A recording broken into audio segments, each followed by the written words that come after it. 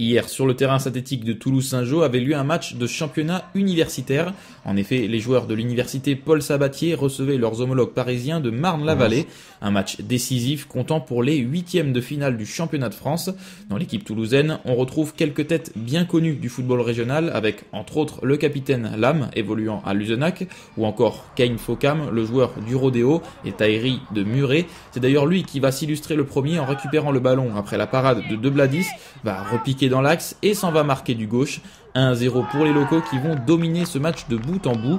Attention tout de même à la réaction des Parisiens qui sur coup franc vont faire briller le gardien toulousain avec une superbe double parade, d'abord sur la tête de Kouaté et ensuite sur la reprise à bout portant de Salmon. Le gardien qui porte les couleurs de Balma et également entraîneur des gardiennes au pôle espoir féminin permet à son équipe de maintenir son avance. Une avance qui va justement s'accroître grâce au festival Betayeb. Après un ballon perdu par le capitaine francilien, le joueur de Blagnac accélère et s'en va battre le gardien pour la deuxième fois en l'espace de 10 minutes. Il va également toucher du bois sur ce coup franc enroulé qui heurte le poteau. Et puis après la mi-temps, les protégés de Sylvain Blaise vont dérouler et inscrire 4 nouveaux buts, dont un doublé de Betayeb que l'on voit ici.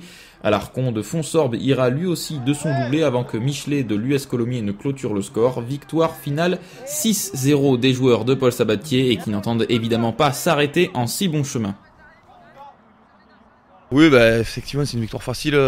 Après, comme tous les matchs, il faut se le rendre facile. Effectivement, l'opposition, le rapport de force était nettement en notre faveur. Le premier objectif, ce sera de gagner le prochain match, puisque donc là, le quart de finale, il nous qualifie pour les phases finales, qui sont des phases finales à 4 à Bordeaux.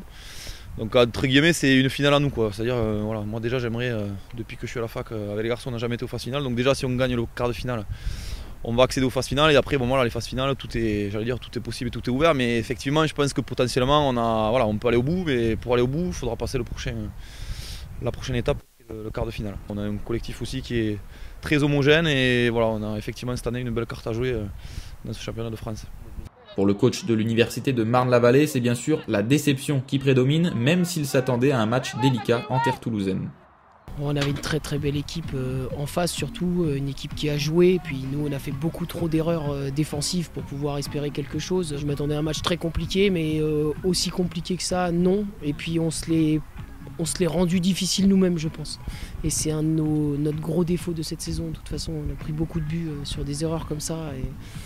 Sauf que le niveau était tellement élevé aujourd'hui en face qu'on n'avait pas les moyens de les rattraper. Après, c'est que la deuxième année que l'équipe existe. On a gagné le championnat régional chez nous à Paris l'année dernière. Et puis voilà, on a essayé cette année d'aller au championnat de France. On a fait une belle première partie de saison, mais voilà, on s'est confronté à une très très belle équipe aujourd'hui. Les joueurs de Sylvain Blaise affronteront en quart de finale les étudiants STAPS de l'université de Valence sur terrain neutre à Montpellier le 7 avril prochain.